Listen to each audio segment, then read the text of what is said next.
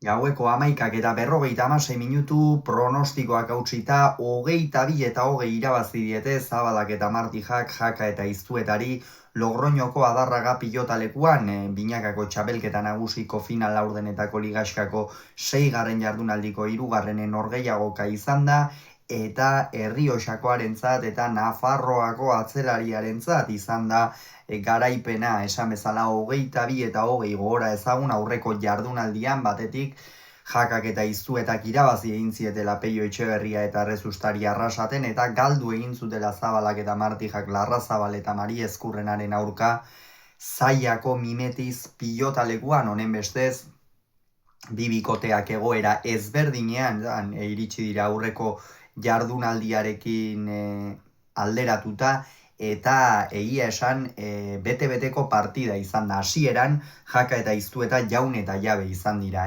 Martxel Iztuetak atzean nabarmen dominatu du, Julen Martijari hasiera horretan batez ere pilotak azkar zeudenean eta kosta egin zaio dezente abagune hori baliatu dute Jakak eta Iztuetak aurretik ipintzeko, eta Jakak erremate sorta ederra egin du. Zabala jokoz kanpo ikusi dugu batez ere partida hasieran, baina gero berehala, berriro ere 10ko jarrera izan du Javi Zabalak gaurkoan. Txapelketa osoan zehar lan asko egiten ari da, gaurkoan bereziki lan egin behar izan du, baina nola egin duen eta azkenerako nola amaitu duen partida. Lehen zatian zehar esan dugu, erabat jaun eta jabe, Jaka eta Iztueta biak ala biak oso ongi jokatzen ikusi ditugu, oso ongi ere. Eta, lehen eten aldira gainera 12 eta 8 iritsi dira, hau da, alde politarekin, eta gainera jokoan ere esan daiteke gehiago izan direla, baina gero pilotak mantsotu direnean Julen Martijaren maila igo eginda. Nabarmen, eta hor atzean jada ez dugu hainbesterainoko alderik ikusi. Gainera, une horretan ere Jakari abaguneak murriztu egin zaizkio aurreko kuadro horietan, eta badakigu eri Jakari aurrean errematerako aukerak asko murrizten bazaizkio, eta abagune handirik ez badu zenbat kostatzen zaion, eta hori ikusi ahal izan dugu gaurkoan.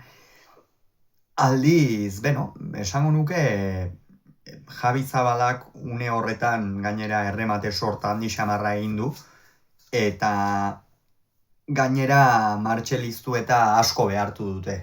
Etzen hasierako Iztueta etzegoen hasieran bezain eroso, batez ere Tolosako atzelaria, eta 18 eta 15 iritsi dira bigarren etenaldira, eta gainera, ez barkatu, 18 eta 17 aurretik, baina buelta galanta eman behar izan diote, hor une batzuetan, une egoera kritikoan, egon baitira Zabala eta Martija, baina ez dute amore eman, azkenera arte lanean jarraitu dute, eta lan horrek bere fruituak eman ditu azkenerako, 20 izan dira, 20 eta 18 ere galtzen joan dira, partida osoan zeharratzetik joan dira, eta amaieran Julen Martijak erakustaldia eman du, fisikoki beldurgarria da Julen Martijak duen fisikoa oro harre partidei eusteko, ez da jotzailea, ez du partida bat kolpez hautsiko, baina azkenera arte borrokatzen duen pilotari horietakoa da,